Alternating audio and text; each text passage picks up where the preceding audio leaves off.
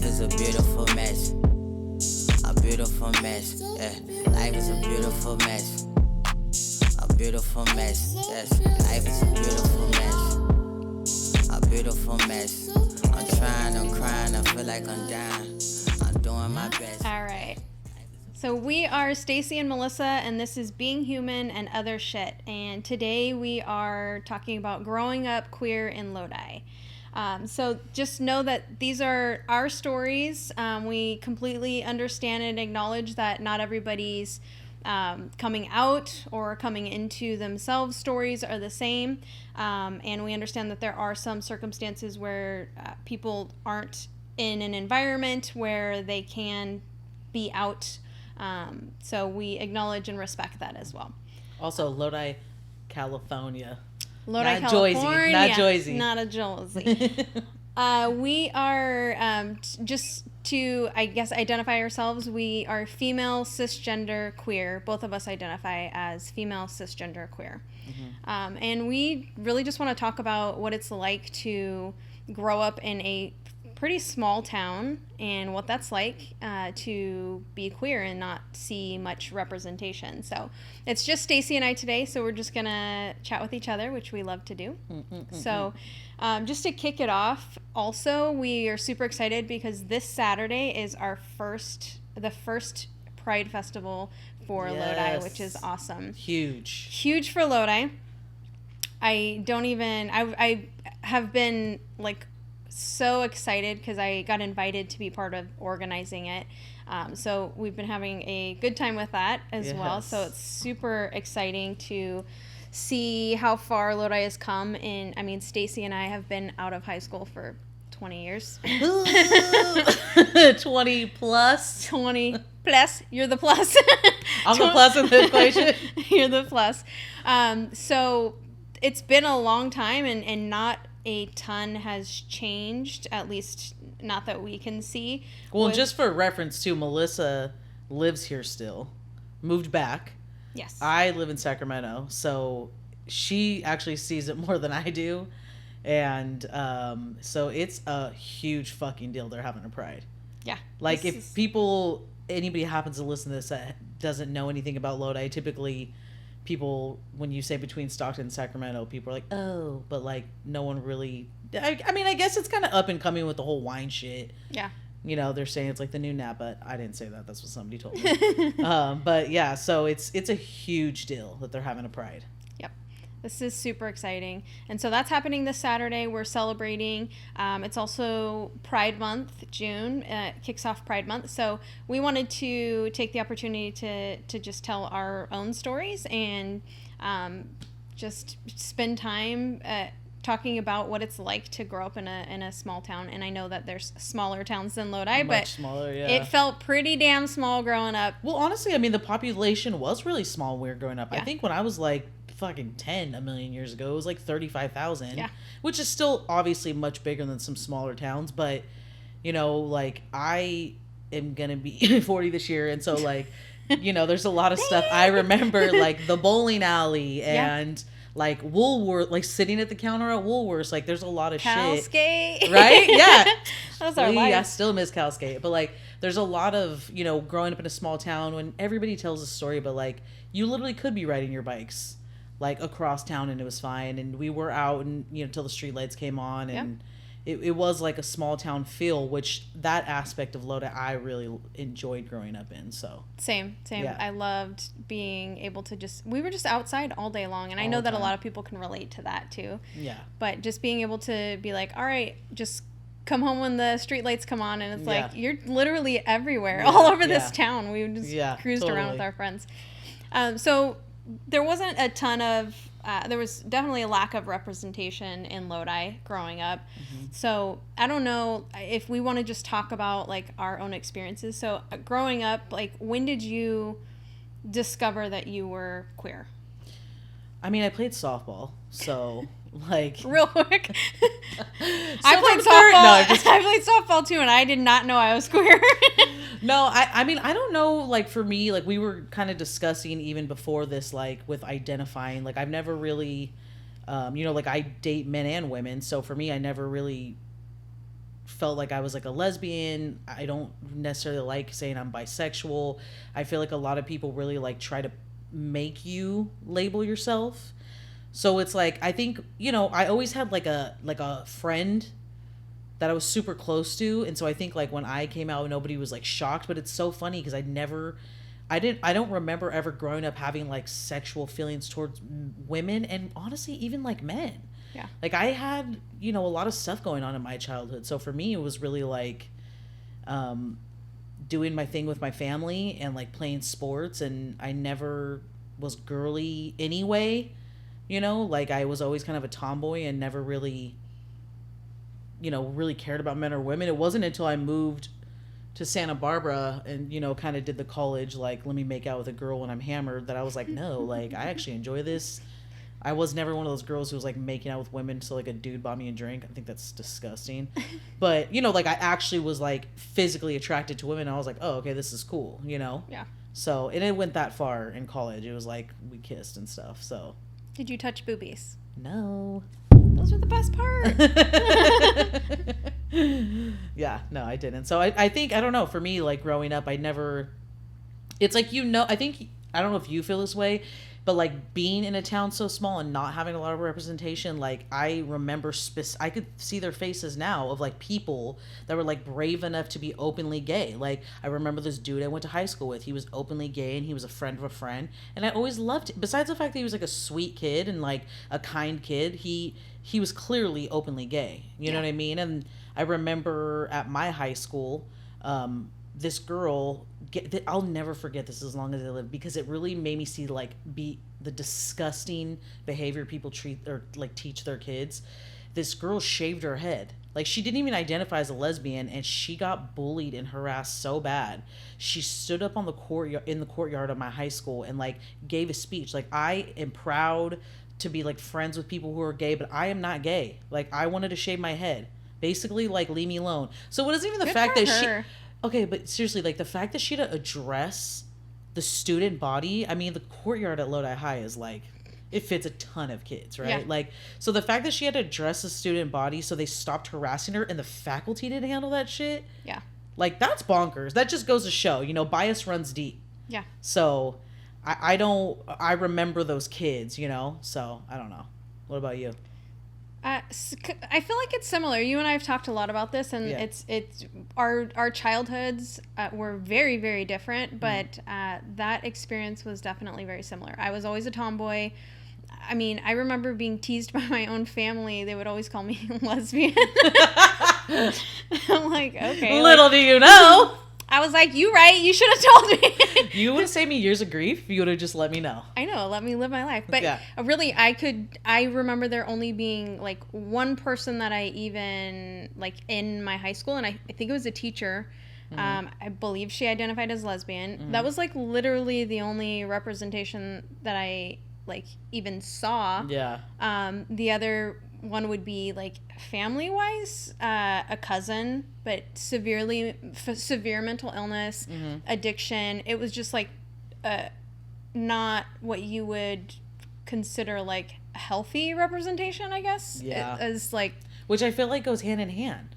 There's like so many people who like I don't, from what I remember. I mean, and I had like a stepmom and a stepdad since I was young, like 4, 5, 6, and I can't remember. My stepdad was from LA. My stepmom was from Stockton. Like, in all 4 of my families, basically, ever having a family member who was out or gay or, you know, like, it wasn't until I got with my first ex that he had, like, an uncle who had, like, a friend. Yeah. You know, and roommate.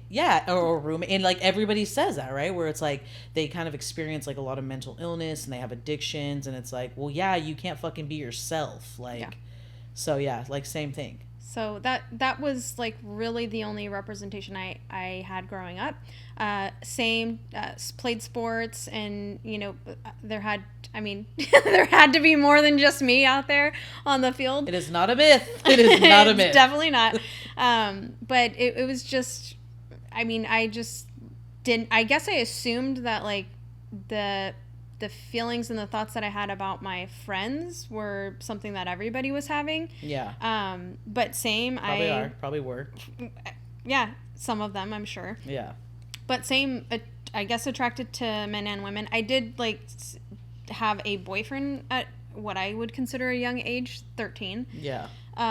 Which if I had a child, that would be way too young, my comfort level. But I don't know. I think I just got into that really quickly and was super like, I don't know. I remember there being a lot of like being exposed to a lot of sexual things, not in like, I don't know, not in, I mean, it's negative, I think, because you're not ready to be exposed to that. I just remember like family members speaking in front of us when we were young, like in sexual ways. Yeah. And that kind of sticks with me. And so I think that I had to work through some of that. Do you think that was negative?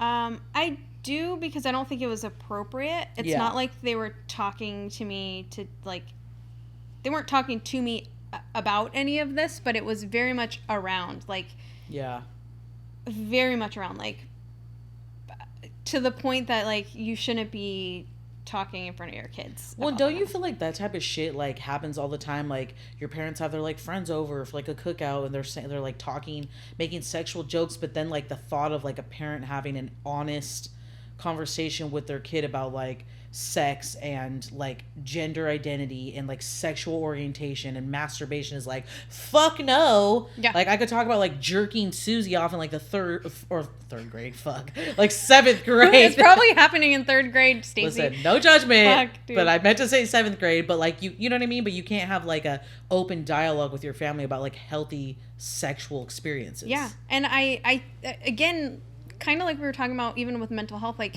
our parents also didn't have like the tools or representation themselves. So definitely none of this is to blame our parents. They did the best that they could. I understand that. But there was like things that I think could have been a little different. And, you know, it's just like even having like easily accessible pornography around. I don't know if you experienced that at all. 100%. But then there's like, you know, 10 little kids that are just bored, and it wasn't like we were like, we would find it, we would watch it, and it's like, it's not like we knew what was going on exactly, and it's not like people were like jerking off next to us like, hey cousin, you're 8 years old, jerking. Like you're jerking off like to like a 1983 VHS. But it is something that like kind of sticks with me, and even like on a personal note, like it, like I'm not anybody that enjoys pornography, great, but like that now has kind of traumatized me a little bit to where I'm easily like disgusted by that. Totally. And it shouldn't be a disgusting thing if that's something you enjoy. And to me, it's just, you know, it makes me feel a little bit different about it. Yeah, of course. So I think people can have their like sexual limitations. It doesn't mean you're being judgmental if you're like, I don't want to watch like a video of a girl getting a dildo rammed down her throat. You know what I mean? Like it's just not my thing. It's not my vibe. So like it's, you're not being judgy. You're just like, I don't like that. That's not my thing. It's not, it doesn't turn me on, you know? Yeah. And I was also like, I feel like that may have been the reason why I was sexual very early. Like I mean, I had this boyfriend, which you think you're going to marry, and I was 13, 14, but like lost my virginity at 14. I that didn't make me a very sexual person in regards to like having multiple partners. I just had the one, and then we dated for a few years. But like, you're a kid, and so I think that also was something that kind of stuck with me. And I don't know, you get kind of lost in certain things, and I think that, you know, throughout that you're just trying to find what feels good and feels right and fits into this box. And we're in a town that is heterosexual, freaking dominated, super, you know, conservative. We've seen that change over the years, and I'm super happy that there is a shift happening. But it took a long time, because we're barely beginning to see the shift, and we're once again 20 years out of high school. Plus. So it's taken a long time, and it's like I have deep gratitude and like kudos to the freaking badass people that like have fought to get us to this point. Of course. Because we weren't the ones doing it. You know? Now we're trying to just live our most authentic selves and hope that people will follow suit, and that it's okay, however you identify, whatever you but just don't box yourself in. Be whoever you're going to be and do whatever you're going to do. And it's just nice to see that progression happening. Well, the funny thing too is like I mean, I think I've said pretty much every interview we've done is like, I genuinely I think I was born like with no fucks, like I don't care what people think about me. I've been lucky enough to, for the majority of my life without my own little insecurities I've had to work out. Like I've always felt really comfortable in my skin. And, I remember when, my little brothers were probably like 12. So I had to be like 21, 22. I came to one of their football games. I chopped all my hair off, dyed it black, like got a bunch of piercings. I remember my mom being like, what the fuck? Like, you just went balls to the wall. Like, what's going down? And I remember so many people like staring at me at this football game. And it never, until I was older, like it never dawned on me that like, they're probably like, oh, like she's a lesbian, Yeah. It's like this look. It's like you're wearing combat boots and your hair's short. And like you have like a tight fitting t-shirt on. You know what I mean? Like this like lesbian look that people think. You're really turning me on right now. Still got it. Still got it. But I remember like in Lodi, like that's the only place I feel like that would really happen, where like where I live, you see that all the time. I never automatically assume. I mean, sometimes I wish people would just wear name tags that said lesbian. So it's like, nah, bitch, like I don't just like your outfit. Like I'm trying to holler at you, like for real. Seriously. But I think I get really happy when I come visit Lodi and I see like any little like high school gay couples oh my gosh, holding hands, or I see anything that people are like outwardly gay. I'm like, this is amazing. Like I'm glad that it's getting to that point of more open-mindedness and not like, let me push my values on you, Absolutely. Because I don't know about you, if you did, but I grew up, like my family, my grandma specifically, like had me going to church a couple times a week. And like, I never felt that like presence of God. I never had that never resonated with me, so that's also a lot of the influence. If you drive around Lodi, there's a church pretty much on every corner. Not saying that everybody who goes to church hates gay people, but that was my experience. Yep. And actually that was my experience too. My family was not, my immediate family was not religious. I would go to church with my cousin and my aunt and uncle.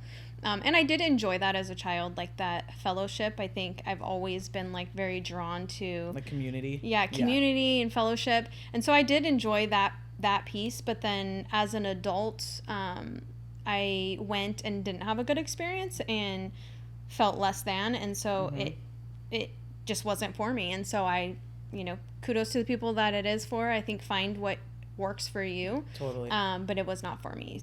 Organized religion is not for me. Yeah, same. Well, and I also think like I kind of went through that too.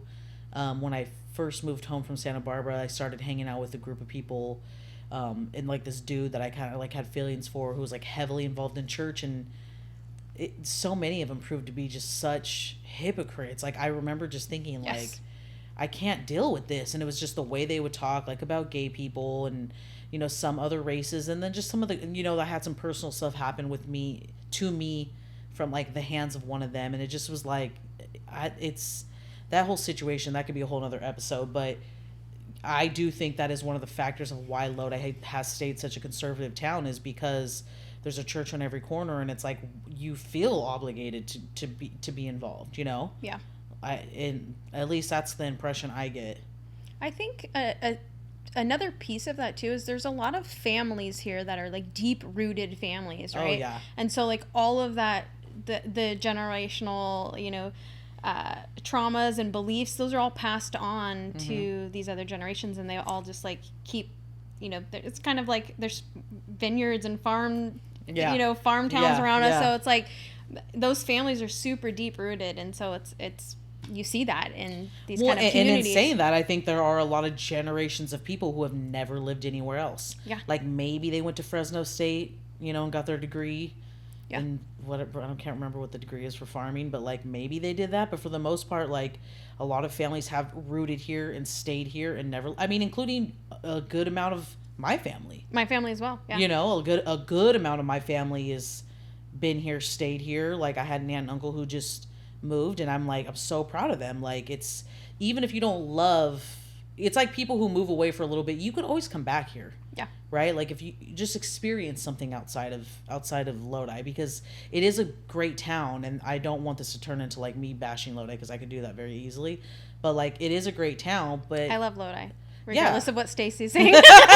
Some people do. It's just not my vibe. But like you know what I mean? It's nice to just basically see it like go in a new direction. So yeah, I agree. And I just again the pride thing is just super exciting for this town, so I'm excited. Just we'll do a recap of Pride when Pride's over. Yeah. So specifically about like your coming out, like what did that look like? What was your like first real experience, if you're comfortable talking about like that? And then so your first experience with like being in a relationship, or just before it was just kissing in college. Yeah. And then when did you start really touching the boobies and the booties? So my coming out it happened super quick. It was, on like a total escalated level. It was drama. It was messy. I broke up an engagement with an amazing person, and very quickly after got involved with somebody who everybody knew. Like, it was so messy. And it felt really right. Looking back now, I think a lot of why it felt right is I was not being as brave as I could have been, and being honest about the fact that maybe I don't, like how I feel now. I'm pretty solid in the fact that like I don't care if I ever get married. It's never been a priority to me. So I think that just was it. It wasn't the person. It was just more like I'm not at the age where I want to settle down into marriage and then like kids and all that. So I think that person came in my life and was kind of a catalyst to get me out of a situation, that I wanted to. Probably about a year before I met her, I got really into lesbian culture. Like, I was watching the L Word on repeat. Okay, can I just interrupt and say Tasha from the L Word That is your girl. No, she made me gay. I'll let you finish your coming out story, but mine definitely includes Tasha from the L Word. If you're listening, holler at your girl. I'm single, girl. No, so mine, well, if I'm going to pick somebody from the L Word, it's always going to be Shane. I mean, hello. Love Shane. But anyway, so I got really into like the L Word. I remember talking with my like ex and telling him, I really want to like involve a woman in our situation. And then it obviously gets like watered down to where it's like, I don't really want you involved. Kind of want to experience it. Like, I was curious. I was curious just about the lifestyle and, what it would be like to be in a relationship with a woman. And at that time when I was just thinking about it, I always was like, whatever, if I came out, it wouldn't even be a big deal. My family's so supportive. It wouldn't be a situation. Well, it was the opposite. My sister like really stepped up, and obviously like you guys and my cousin Joey and Chanel, like, the people that are in my life, and never bat an eye. Like I literally said yesterday about like my cousin Joey specifically, like I call him and be like, I'm gonna marry a go, and he'd be like, okay, well, I don't think this is a good decision, but I support you. Let me rent my tubs. Yeah, right. Like, okay, but like I think my support system I have is strong.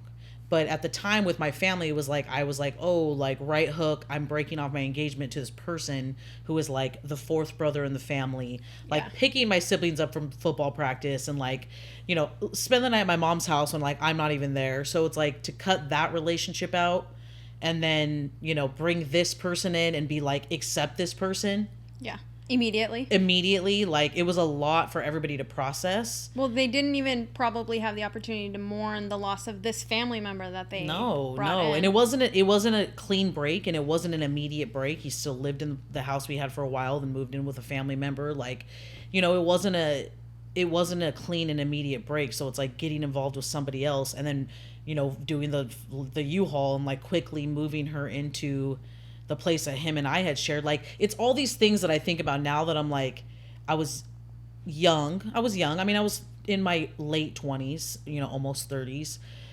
Like, I would never make the same decisions. Not taking away from the experience I had with her, but I wouldn't make the same decisions because it hurt a lot of people. People were kind of victims of my inability to make better decisions, or to maybe like think things through specifically instead of just acting out. So my coming out experience was really hard. It wasn't just hard for that. It was also the whole point of me saying like I genuinely was born not giving a fuck what people think. That was the only time in my life I cared what people thought. I always for the first at least couple years, I felt some type of way if we were holding hands in public, and I was a lot more affectionate and happy to be out than her. It was never like from day one a question. Like, I was enamored by this person. Like, this person was my world, you know. How did that person identify? She, I mean, from what I remember, lesbian. I don't know if that's still, but you know, she identified as a lesbian. So, but she was in a situation where the whole relationship she wasn't allowed to be out, you know, which is its own set of issues for her. And I always empathize with her. Like, no matter what our situation was, I always was like, the fact that you did that is insane. You deserved more than that, you know, for somebody to love you and outwardly love you. But she, I think, was so used to that, like being in the closet, that it was hard at first. You know, she's very affectionate and open behind closed doors. And then, you know, I could tell was still kind of uncomfortable in public. And even I was like a little bit more uncomfortable in public too. But after a while, like, we didn't notice it, you know, it was whatever. But it was probably the only time in my life I felt uncomfortable in my own skin. You know, it was like this weird, like, I'm very happy with my decision. I don't feel uncomfortable with being with her. I wasn't ashamed of her or of like being in the situation. It was more of just like, I'm uncomfortable in my skin because I feel like everybody's talking about it. Everybody, you know, yeah. On top of the elevated, I was in the industry. I was in the industry for 16 years, restaurant industry, and managing a restaurant, you know, working for a gay male couple. You know, so it's like at work, I should have felt really comfortable, but it's like the customers that were coming in. Like, Lode's a small town. I have a lot of siblings that are like older than me and significantly younger, so I'm related to everybody. Yeah. You know, so it's like there's not a place to this day I can go and Lodi to the store or wherever that I don't know somebody or see somebody or I'm related to somebody. So it just felt really overwhelming. It felt like all at once, you know, like everything was kind of coming down. Yeah. And if anything, kind of pushed me to be just more to deeper in her, what, you know, ultimately became her and I's dysfunction. Yeah, that's a lot to digest. It was hard. Like, there's family members to this day I don't talk to because of it, and I've never gotten an apology, and I give them forgiveness because they need it more than me. But like, I've never gotten an apology from them, and my family was tight. Like, my immediate family, we were super tight. I grew up with my cousins. Like, you know, obviously everybody knows how I feel about my grandma. Like, it was never a question of like, are they going to support me? It's like, how are they going to react? But I had to question. I mean, like I said, I literally don't talk to members of my family to this day because they felt it was their right to out me to everybody they knew. They felt it was their right to basically not support me. You know, for me, it's like, I have siblings that have gone through really hard, you know, experiences in life, and if I've chosen to take a break from them for a certain time for my own well-being, I've done that. But at the same time, like, my brothers, my sister, my mom, my family, in my chosen family, you get my support unconditionally, you know. And so specifically for that family to kind of turn their back on me, it was something that stung for a long time, and now I just don't care, you know. Yeah, I mean, it's something that they have to live with too. You have a choice. I'm unbothered. My mom still's bothered. Sometimes I'm unbothered by it because, you know, for people who watch this and that grief of the family that doesn't support you, it's like you're grieving them being dead. It's the hardest thing, you know, and no matter how tough of a front I've put on to other people, like, that was one of the harder things I've gone through, is losing family members because I made a choice to be happier, you know, like, so it's really hard, but I have the best support system. Like, I have so many people in my life that love and accept me for who I am that it's really not a loss anymore. You know, I don't worry about it anymore. It doesn't affect me in any way. Well, I think that sometimes people get too bogged down with family being blood. Loyalty. Yeah, but it's for my own experience, and it sounds like from yours, it's like you can create a support system. You can create your own family. These are your chosen family. So you don't have to live with that shame, and you know, when you are a part of my support system, and our group is very diverse. It's not just diverse with like the different like ethnicities of people we have. It's also like they're gay, straight, like everybody in our group is very different, and I feel like for the most part I've really weeded out the people that I think when you go through a breakup period, hetero or homosexual, you lose friends, right? Yeah. Like it doesn't matter. Well, because you build friends together, and usually you bring friends into the relationship, and it's like the casualties of war, right? Yeah. Like you lose friends. It's not always drama, but it just you don't talk as much because you're not as motivated to see each other.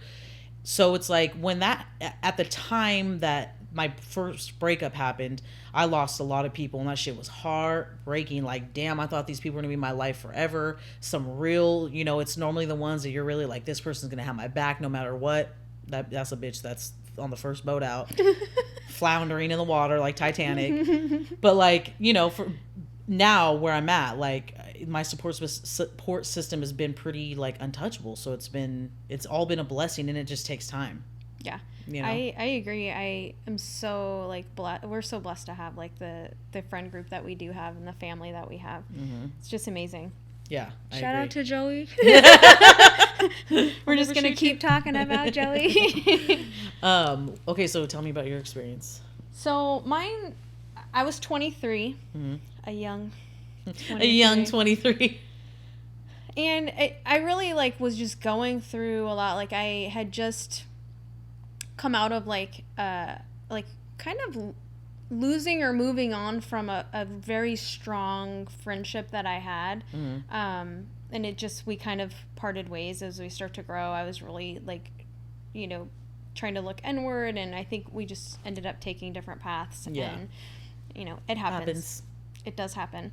And so I was just like, I don't know, trying to find myself. I think we're always trying to find ourselves, but at this time in my life, 23, I was really just trying to like figure out who I was, and I was trying to step outside of my comfort zone. I am pretty introverted, and so even this is why I'm doing this too. This is so outside of my comfort zone, and I'm like, get the fuck out of my way. Like, I'm just trying to bust through that because I've seen every single time that I've stepped outside of my comfort zone, just amazing, beautiful things happen. So well, and how I have to say, like, just side note, the last 2 interviews we've done, we've been interviewing somebody, right? So this is fucking weird. Like, it's weird talking to each other and not talking to each other because we do this every day, but talking about ourselves. Yeah. Like, we reference a little shit, right, when we're talking about certain things with certain people, but like to tell that story, like. And there's crazy. A lot of people that will listen to this and say, we're not gay enough, we're not straight enough, we're not whatever, we're not fitting into this box. And I say that's okay. I do too. I mean, I'm not at work like flying a pride flag, right? Like, it took me a long time when I moved to Sacramento to teach. Like, it took me, no one knew I was in a relationship. And I really was always thinking, like, is that because, I had a very strong, like, I want people to like me for who I am and how I am as a teacher. I want my professional, like, my job to show that I'm a professional, blah, blah, blah.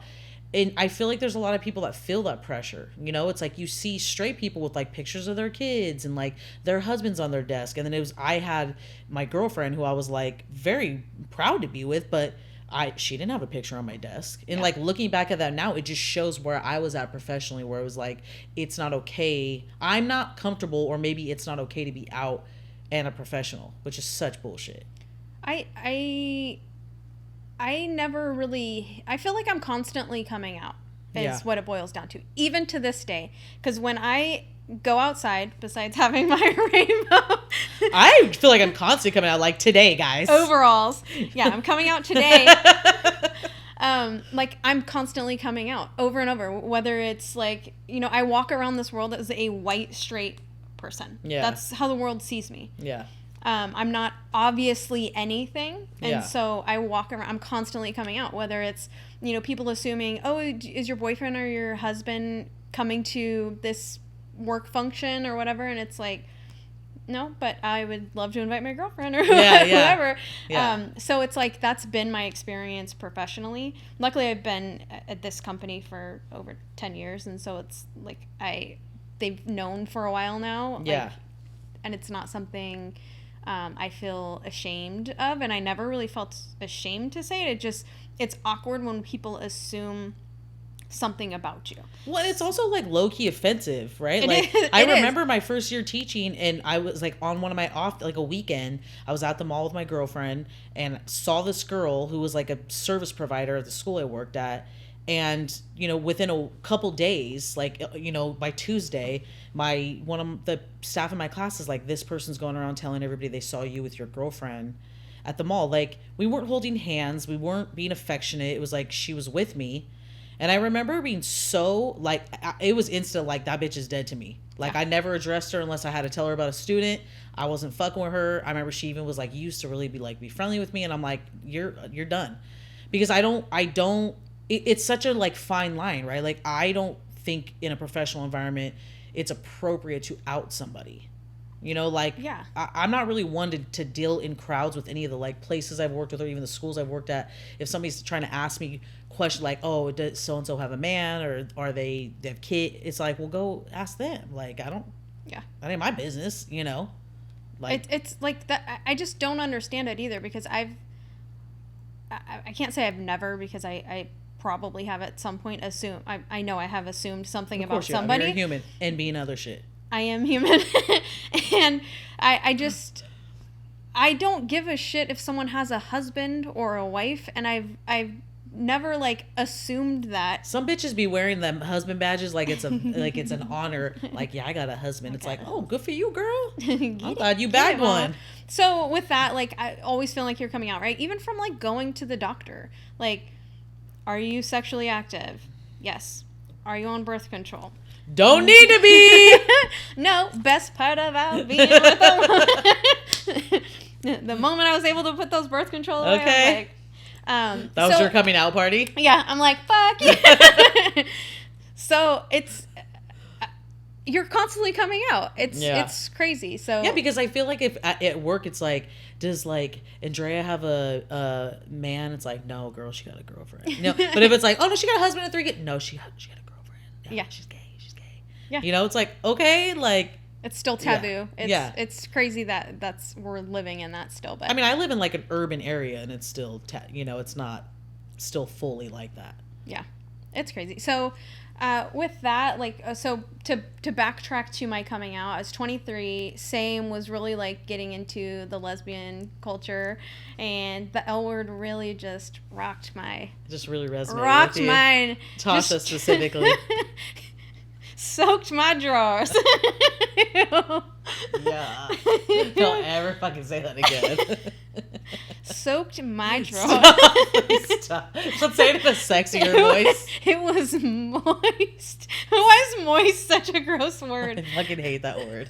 Okay, so started watching the L Word, which I don't even really know. Like, dude, shout out to, like, Jennifer, Bill, and, like, everybody who like, if you guys are watching this, you made us come, basically. Specifically Tasha from season specifically 4. Tasha. No, it was like I was just living it and loving it, and whatever the just beginning like the song. like whatever the beginning of the L word was. Can you say it? Do you know what it is? No, but I hate it. Do you? No, I don't know it. Listen to it. It's so annoying. I always was like, why this song? I remember at that time I had just moved back from Chico and was living with my mom at that time. Yeah. And I would, like, sneak and watch it. You know, like, it was like I was watching porn. Which is so funny with your mom. I know.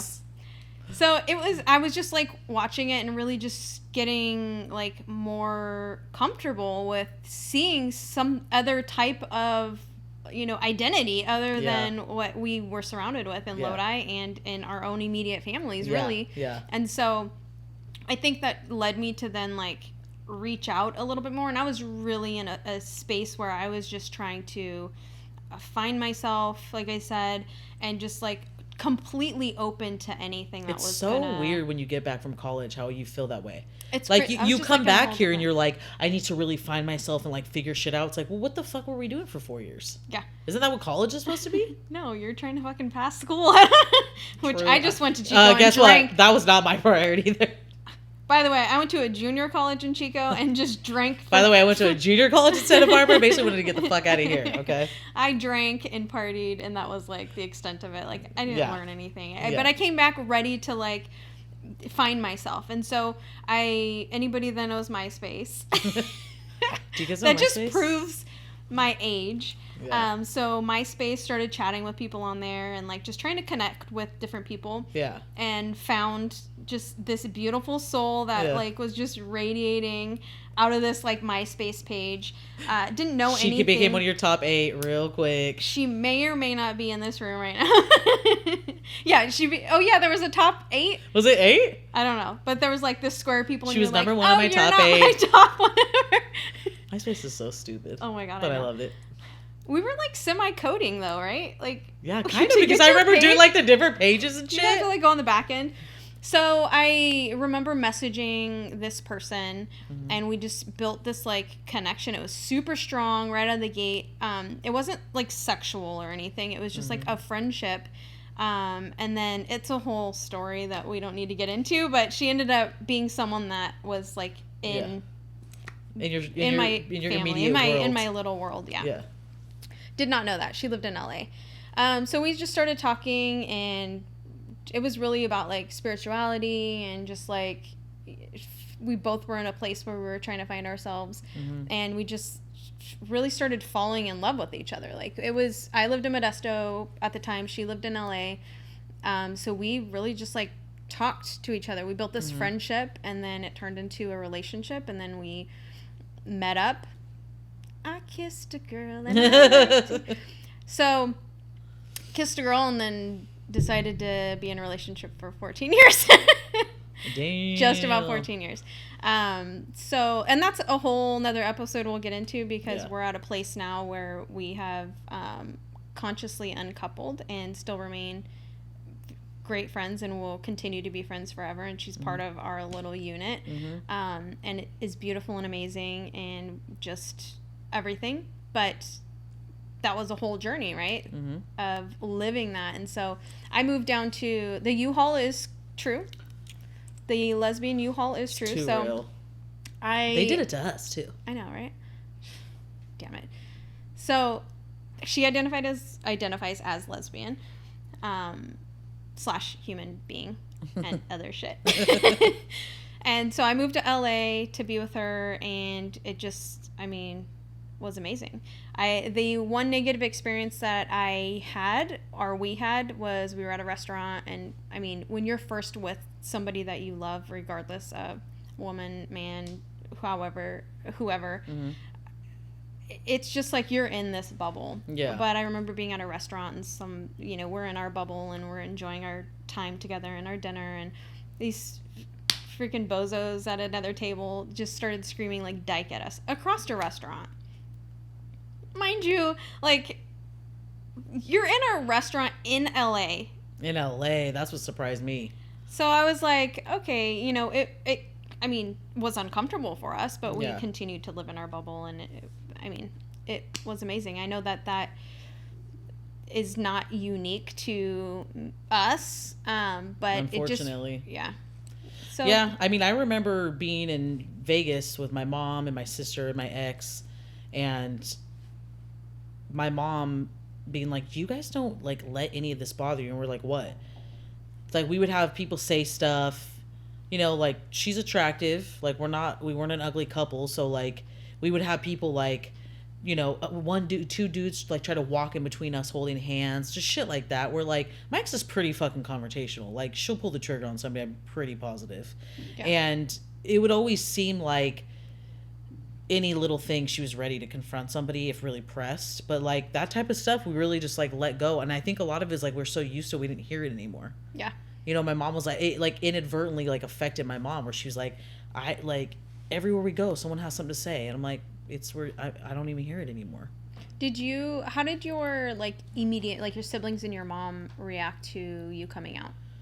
I tried to sit everybody down individually. Like I talked to my grandma first, and then I told my mom, and then I had my 2 little brothers, and then my oldest brother and my sister. And like my older brother had his own shit going on, and I don't think he's pretty supportive. He's my best friend now. It's taken us a long time, but like he's my best friend, and he doesn't give a shit. My little brothers did not react well. They were pretty, obviously, they didn't say anything negative, but it was obvious they were pretty pissed. And like I said, a lot of this was mostly because of my breakup. It really didn't have a lot to do with the fact that I was coming out. I think if my choices had been different, I don't know. I can't say. I'm pretty sure they would react a totally different way. I don't think it would be such an issue. It'd probably be uncomfortable for them at first. It'd be weird, like we've never been in this situation. But yeah, I don't think they would have reacted the same way had it not been like the breakup was the real problem, you know? Yeah. My sister was amazing and supportive like she always is, you know? My mom had a really hard time with it at first.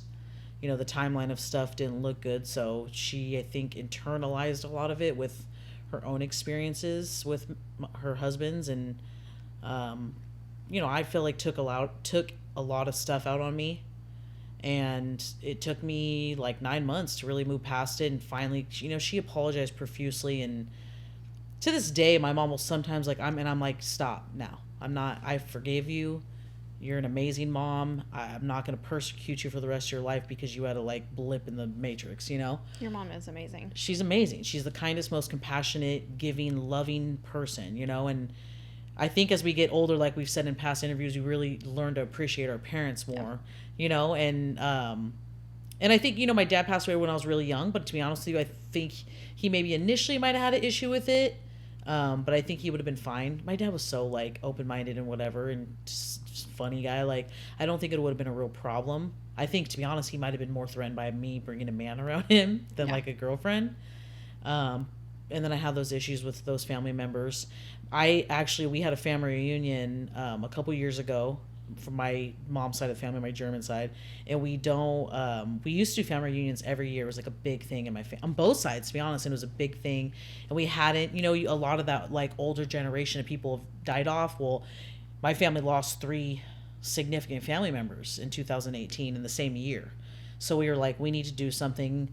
I kind of thought about it. My cousin Chris and I talked, and she kind of took the reins and made this family reunion happen. And we talked about some pretty deep stuff. Like, my only living great aunt was asking me questions like, do you ever feel like we didn't support you? Did you ever feel, and more than just my experiences coming out, but as, did you feel like we treated her bad when when you guys would come around? Do you feel like, I've said before, and we'll kind of talk about this on another episode, about always feeling out of place in Lodi. I never felt like I belonged here. I always felt stuck between two worlds, being like, my dad was first generation Mexican, and then my mom was like, so my two families couldn't be more opposite. Yeah. But you know, my outer family on my mom's side really were concerned that, you know, did I ever feel like they weren't supportive, and I didn't. I felt, you know, at that point in my life, we kind of loved each other from a distance. I didn't see them as much. I was in my 20s, like doing my thing. They'd come to every restaurant I ever worked at least once to support me. It's really sweet, you know? So a lot of my mom's family is just so supportive and loving, and, you know, will always check in on us, but they're not a part of my everyday life. Like, my immediate family is part of my everyday life. That's always how it's been. So I always felt like, from a distance, supported by them. I never felt like they treated her any type of way. My perception, she might feel differently, is I always felt like my, you know, outside family treated us fine, you know? Yeah. So did you have that same experience? My experience was very positive. Specifically to coming out to my immediate family, my parents always, I feel like, they don't know enough about it, like the community, and just, you know, again, it's what's in their toolbox. That's kind of stuff is not in their toolbox. And so they were super positive, though. My parents were always like, I don't care who you bring home, like, just don't be a serial killer or something, like, please, you know what I mean, like, don't be a criminal, and pay your taxes, like, that's about it. So it was pretty positive. I think that I mean, they have to be okay with it. They made 3 queer babies, so that's true. I tell my mom all the time, your parents are 3-0. Their superpower is making queer babies. So 3-0. So they are really good at that. I appreciate that. So it was positive. I think it was them trying to figure out, like, how to accept it. I know that for many years, even as much as they loved the person I was with, would think that it was a phase. And my mom specifically, like, she was really involved in her church for a while. during this time. And so I feel like she's always been super, my mom, super supportive, always there for everything, and so loving. But I think that there was also this part of her that was like, this is a phase. I don't know if this is like, the right path. But now, I don't know. Now that I'm not with that person anymore, that I was with for all those years, that's in the family still, my mom will probably call her before me. Like, you know what I mean? So I think that's a hard part too, is like when you're in a relationship with somebody your family really loves, like the next person is just set up to fail. I will tell you, one of the things, I can't stand this shit, and I know this happens to people all the time.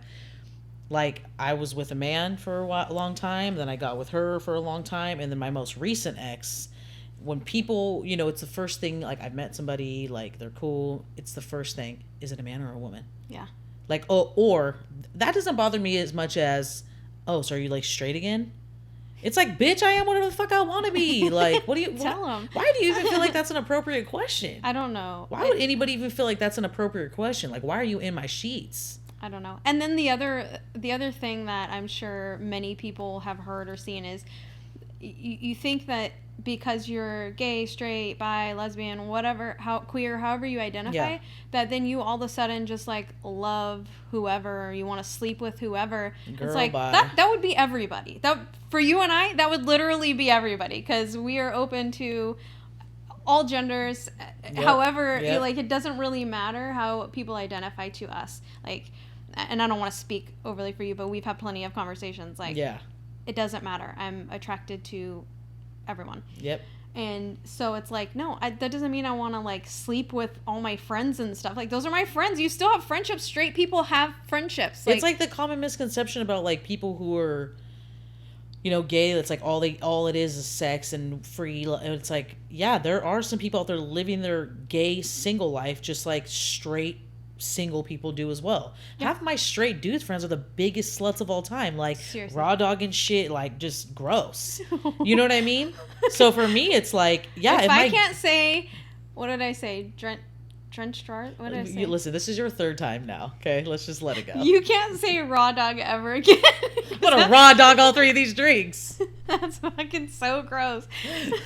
Anyway, like, I think there's all these like double standards where it's like you can be gay and single and like want to have fun and sleep with whoever you want and do your thing, just like somebody straight could do.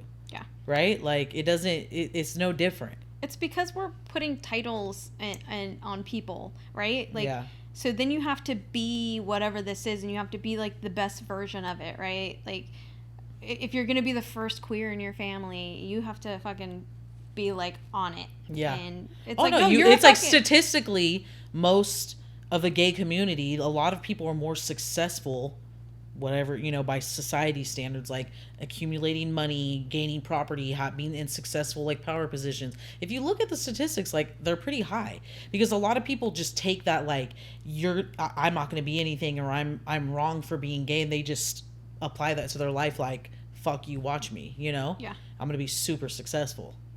Fuck you, watch me. Watch me. I like that. Yeah. I think that it's just funny, like, being, around people that think that you're just going to want to sleep with everybody. It's like, some people do want to sleep with everybody. Wish. Get it. Yeah, and for the people that do want to sleep with everybody, please do. Safely. Like, yes, safely. Like, do safely. You. Wrap that shit up.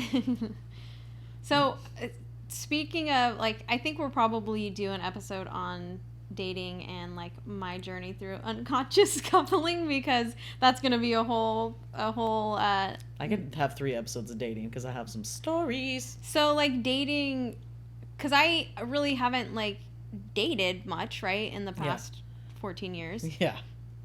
So this is gonna be like a new journey for me, but how has your experiences been after your long-term relationship with a man, and then somewhat long-term relationship with a woman, and then you entered, and actually you took like a sabbatical for... after her and I broke up, because I was basically in like a 9-year long relationship between the two of them. I really took a lot of time off. I took like 5 years just being single. I mean, I think I always have this like discussion with a friend of mine that's like, I'm single. It's like, bro, you're like side fucking like 3 different girls, or like my homegirl, like you're still getting attention. I cold turkey. Like once her and I broke up, and mind you, like it should have happened years before it did. That was like such a long drawn out process, just emotionally draining, that I didn't even have the energy to think about dating anybody for at least the first year. And then once it got to the second year, it was like, get your shit together. Like professionally, I was killing it. I was the reason I moved to Sacramento. I was doing well and being really like trained by like my boss, who was amazing and really like took me under her wing. So that was great. I was finishing school. I had a lot of stuff to distract me from even being stressed about dating. I mean, I really went like cold turkey when I think about it, even sexually, like, damn. But I think this is when we say masturbation is... That will be on episode 15. is a good thing. Lots of pro tips.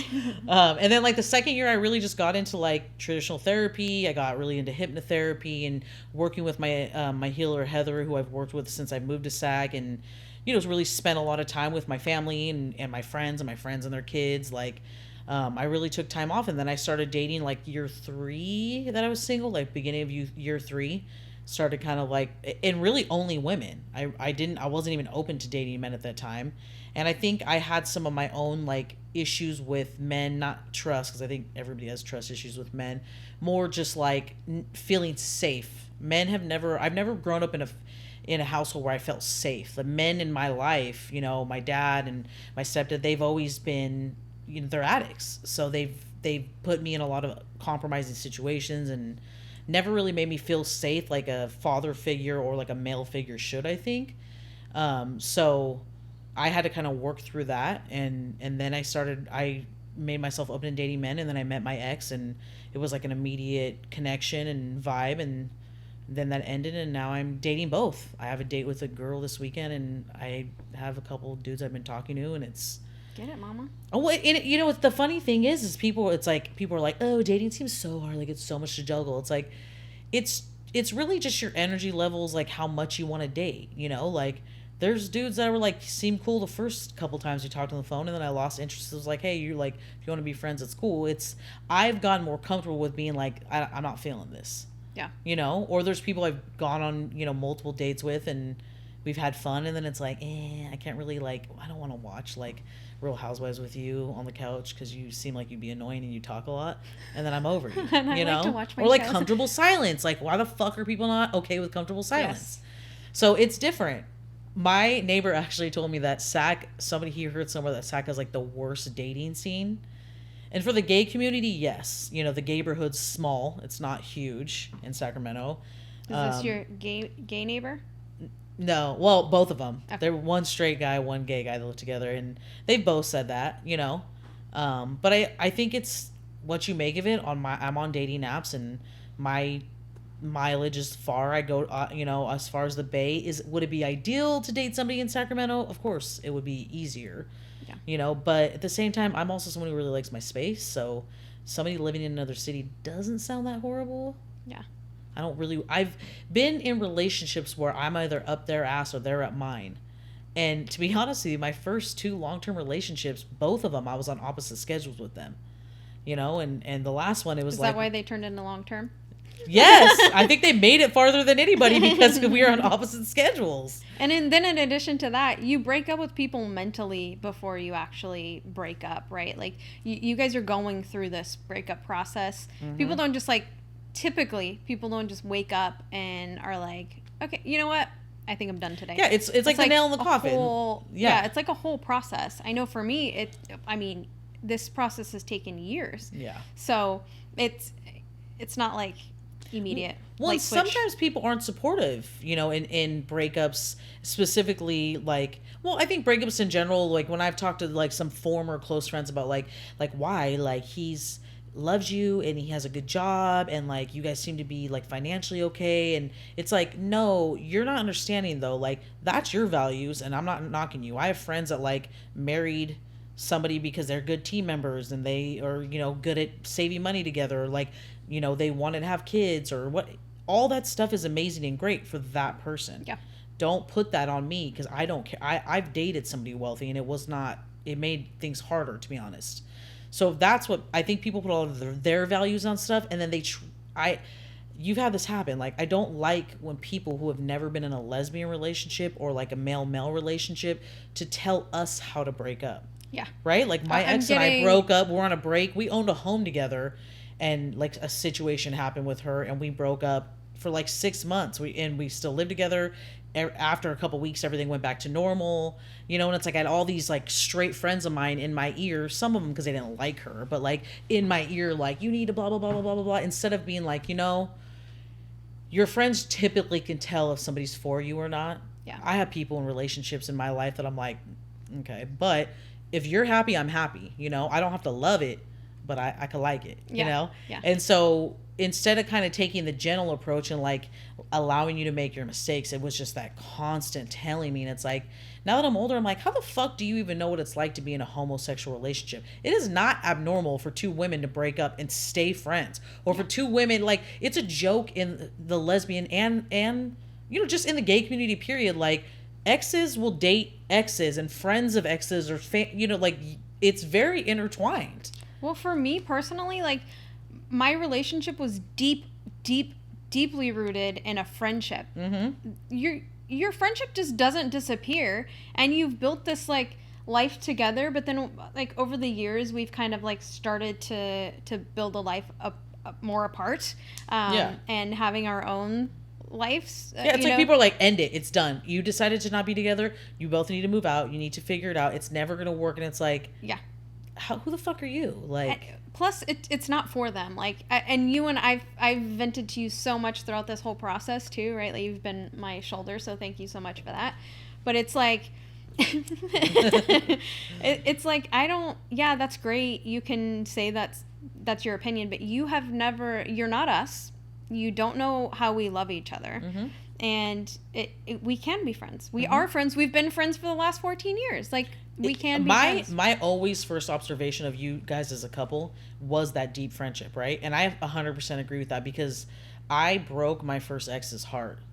I broke his heart, and it was hard and something that's on my long list of regrets, But at the end of the day, I have never regretted breaking up with him. There's not been a single day, even in my hardest moments, that I questioned myself and I cried for years. I mean, we broke up 11 years ago, and I'm sitting here talking about it, right? Yeah. Like, if anybody who was in my immediate life could tell you, like, that was us. We were rooted in friendship. We were friends for a year before we got together. Like, he's family, and some people don't understand it. And I really don't contact him because he has a wife, and, I don't want to disrespect her. I don't know how she would feel about it, and I would understand if she'd be like not comfortable, and I would never want to disrespect her.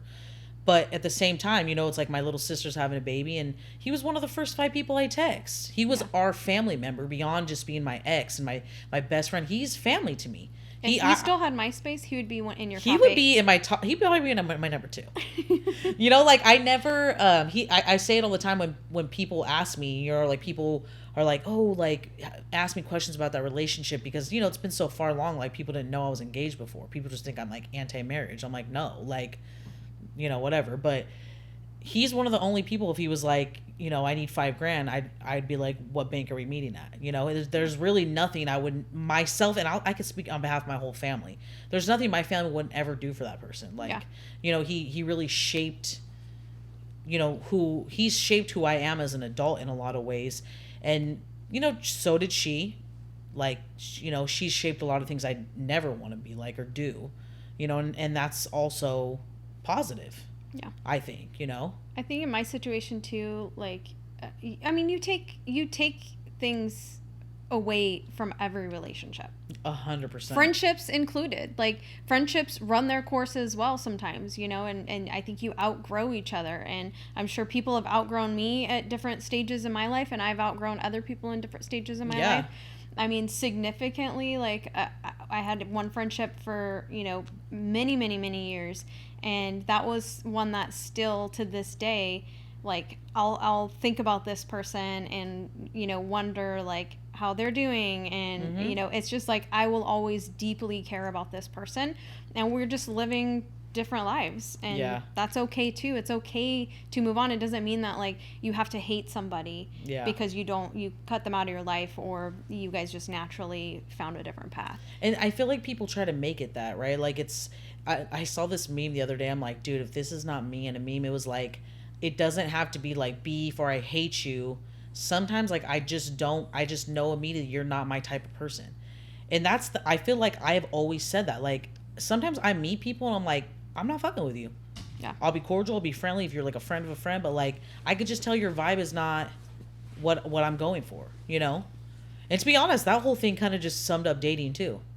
You pretty much know like quickly if something's going to work out or it's not. Yeah. You know? So like even with my family now, and friends, they're still like, even in probably our circle, think that me and this person are going to be together. Yeah. Because they just can't wrap their head around that we can have a friendship after having a relationship for that many years. But we had a friendship for that many years. That's kind of sad too, though, that people think that, because I actually ran into somebody from high school in Sacramento, and you know, I could tell she's like in it, going through like with a divorce, and we were together these years, and I'm like, and that doesn't mean it wasn't successful. Yeah. People just think automatically when people separate or they get divorced that it's like you could be with somebody for 20 years and that's all just down the shitter because you realize you're happier without each other. I don't agree with that. I don't either. And really, my personal story is we were friends first, and then we were friends probably for the majority of our relationship. Yeah. You know, and not it was toward the end that it was like, okay, this actually is a friendship. And so that's when we are deciding to, you know, uncouple. Yeah. But people can't wrap their head around, not everybody can wrap their head around that. And that's okay. But my relationship and how we decide what road we decide to take it, and how we decide to not be together but still be in each other's lives, that's for us. That's not for anybody else. It's not. So nobody else needs to understand that. It's just we both need to feel safe and comfortable in the decisions that we're making. Yep. And everybody else can either be cool with it or not. And everyone's, at least in my unit, is cool with it. Yeah. They're just, I think that I know my parents are probably like, please get back together. Yeah. But this person will always be my family. Yeah. And friend. I think that's true too with the whole like your family. I did understand why it was so hard for my family with my like big breakup. You know, I got it. It wasn't that I didn't get it, but you know, like the whole point of us doing this episode is like there is nothing that feels better than being yourself.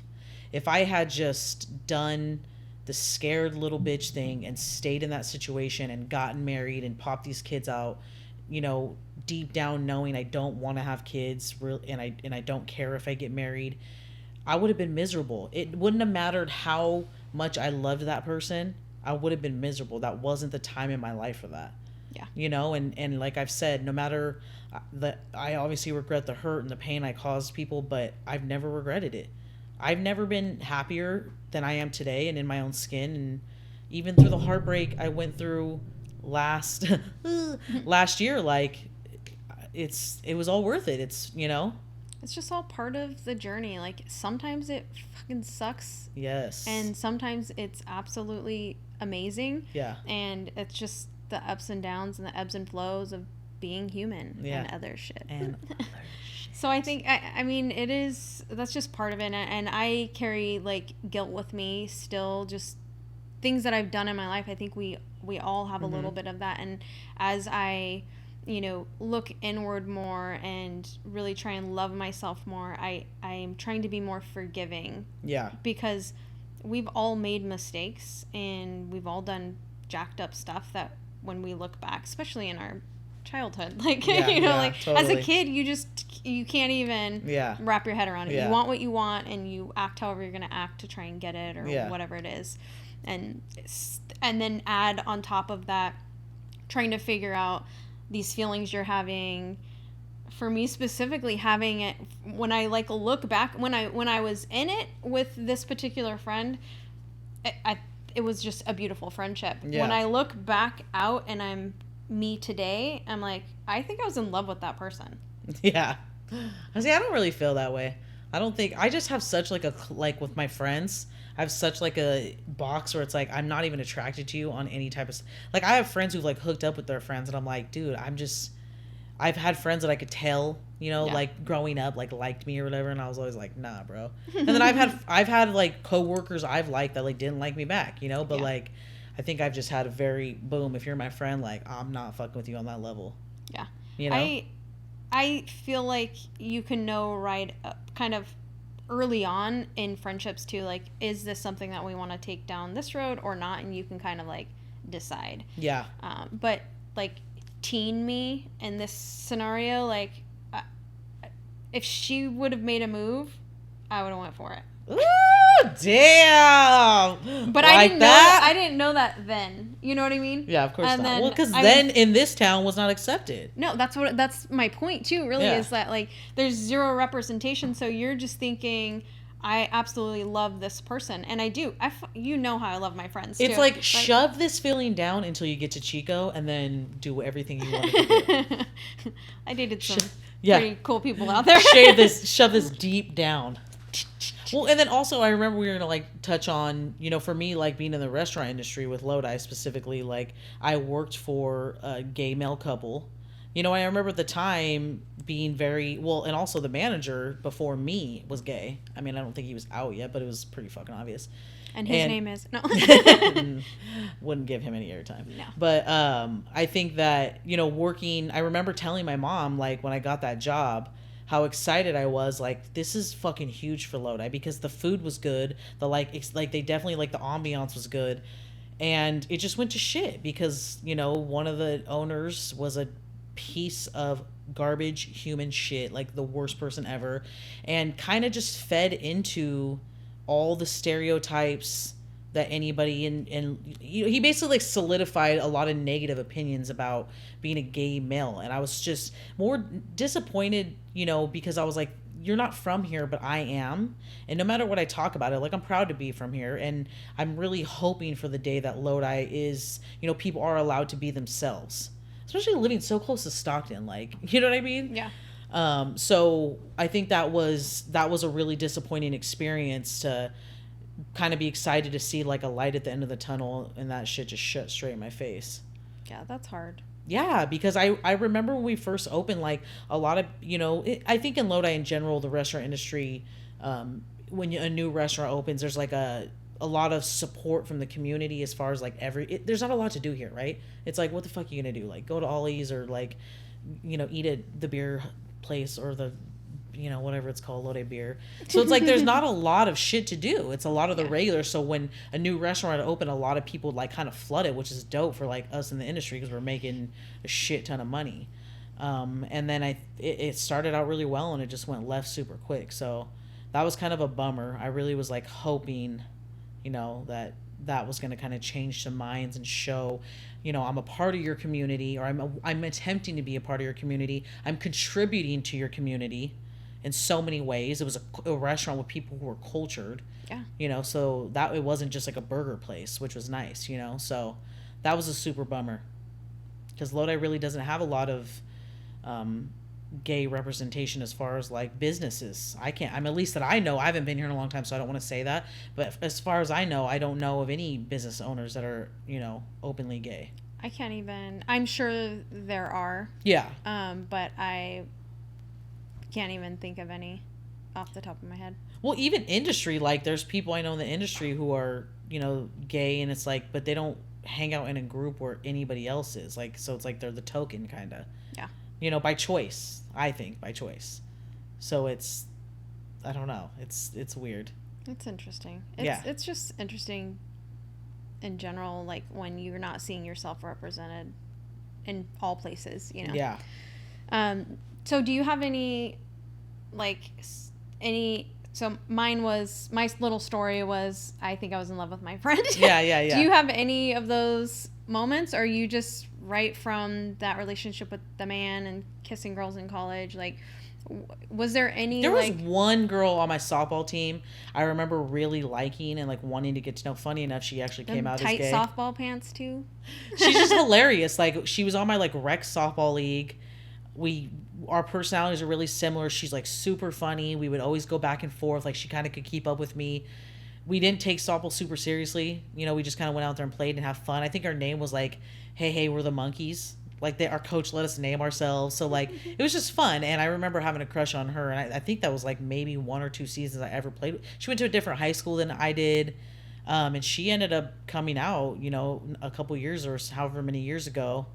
And she was probably the only person that I was, like, maybe, like... I just remember really wanting to, like, be her friend. And I was attracted to her in a way. Drawn to her in a way. Yeah. She's really the only person, you know? I mean, she's still cute to this day. What's her name? Let me shoot my shot. Just kidding. Just kidding. Let me shoot my shot. Yeah. So I mean, everyone's journey is different. I think that it's important that we all just listen to each other's stories and, you know, respect each other's stories. Each other's stories. Because not everybody is born knowing or automatically comfortable that they're anything, right? That they're gay or bisexual or pan or whatever.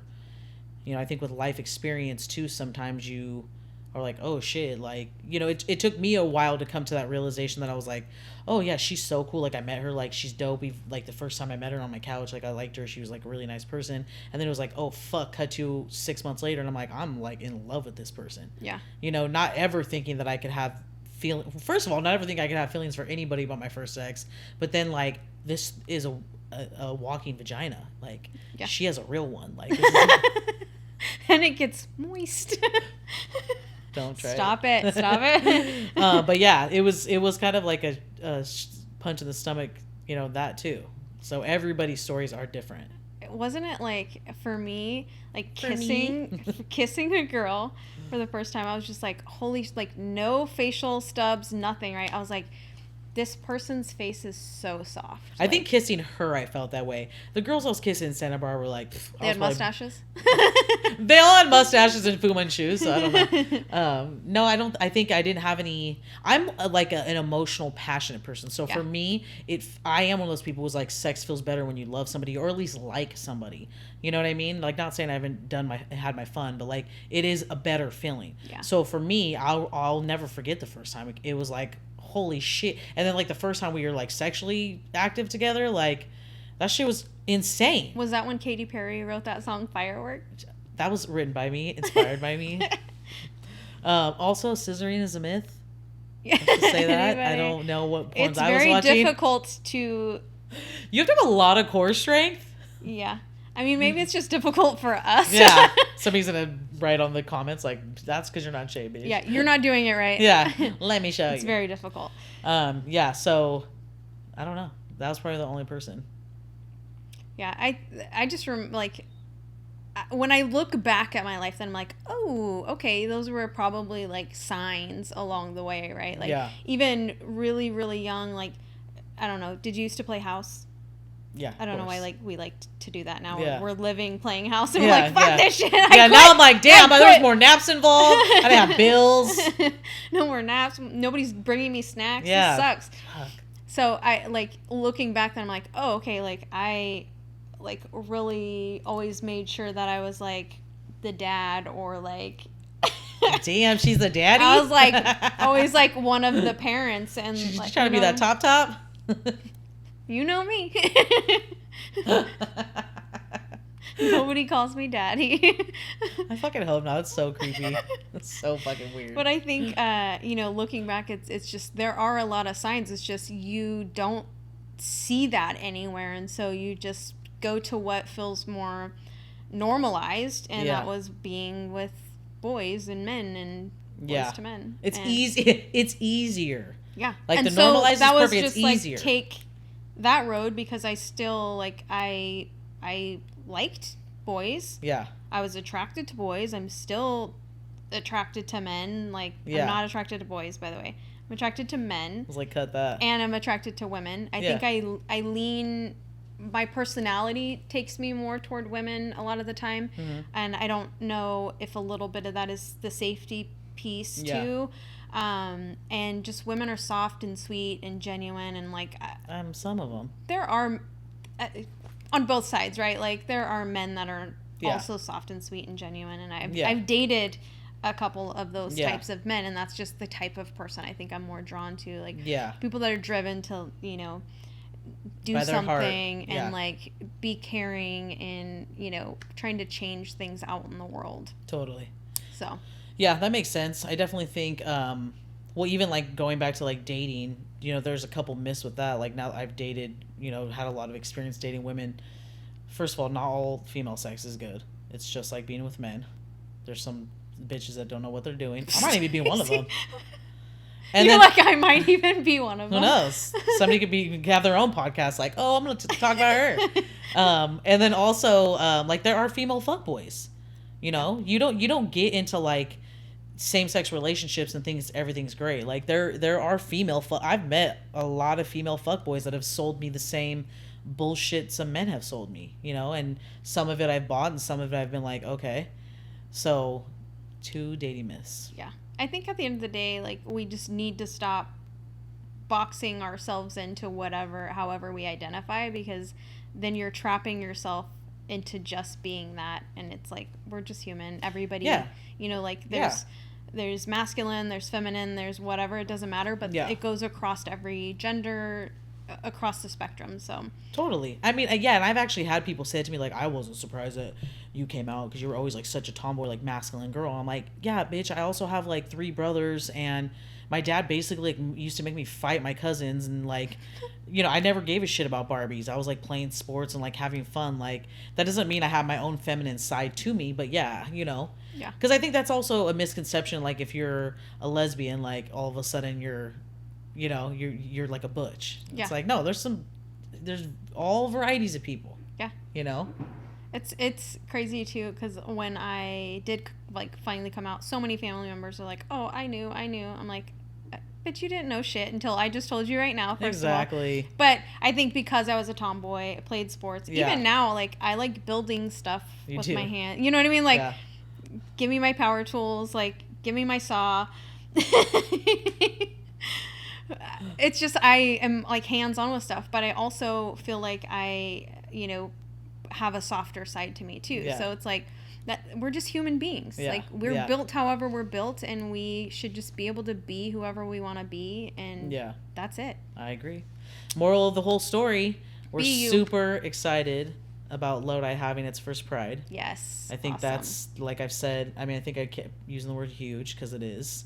And big shout out from me to the people who were brave enough to organize it. And thank you for being a part of it, because, you know, even if 10 people show up, I think the fact that they're doing it is really brave. You know, there has been, like any small town, you know, there could be some hate, and it can go to a really bad place. And I'm just praying that everything runs smoothly. I know I'll be there with my family and be representing, and looking forward to a new Lodi, you know, keeping the same small town values, because I see why people hang on to that, but like maybe being more accepting of other races and you know, sexual orientation, like families of all kinds to be a part of this community. Lodi talks so big about this community, how it's so loving, it's like livable, lovable Lodi, but it's only for one type of person. And I'm hoping with all this new change in the new Lodi that we're going to see a big difference, because it is nice to raise kids here, you know? Yeah, Lodi is great. And actually, shout out to the organization A New Lodi. They're the ones that are actually putting on the first Pride Fest. So shout out to them. And then just as a last minute wrap up, it's just Staci and I acknowledge that our experiences are our experiences. Everybody's experiences are uniquely theirs, and that in the bigger scheme of things, we had it easy when it comes to our coming out. Yeah. I think I had it easier than Staci's experience, but at the end of the day, I mean, easy is probably not the right word, but we had a positive outcome from it. Yeah. And our family, at the end of the day, accepts us, and our friends accept us, the ones that are meant to be here, and the family members that are meant to be here are still here. So just know that if you are not in that same situation where you are accepted or you're not comfortable coming out, there are people, we are some of those people that are here for you. We have, reach out to us on our Instagram pages, message us, email us. Know that we are here. We are here for you. We are here to listen, and that we can empathize with being in a small town. We can empathize with being not being yourself, not being able or comfortable or safe. You know, for some people, it's safe enough to be yourself. Yeah. Because that you know, what you're striving for, to be able to be open and safe and okay with being who you align with, that day will come. I know for some people that potentially might listen might be underage and not have the ability to, you know, leave a negative situation, but your day will come. It will only get better. It only gets better. Yep. This is just the beginning. I promise you. And if you can push through and reach out to the people that are willing to support you, because there are people, you may not know them yet, but they will become your friends. And just know that there are people out there that are supportive, and this is temporary. So whatever you're going through, it will get better. It will definitely get better. All right. Well, we love you guys, and until next time. Thank you so much. Thank you. Life is a beautiful mess. A beautiful mess.